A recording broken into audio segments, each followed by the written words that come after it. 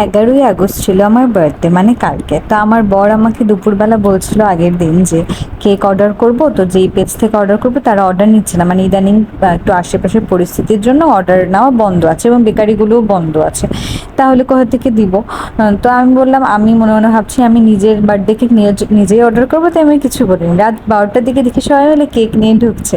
এখানে ওরা ভিডিও করেনি, তো ছবি তুলে রেখেছিল কিভাবে কেকটা বানিয়েছে। দেখো এরকম ফ্রুট কেকের প্যাকেট কিনে ওরা কোন বেকারিতে গেছে, গিয়ে ওখানে ক্রিম ট্রিম দিয়ে এরকম করে রেডি করে আনছে। তো কেকটা দেখে আমার একটু অন্যরকম লাগছে। আমি বলছি কী ব্যাপার, পাউরুটি টাউরুটি দিয়ে কী করেছে নাকি?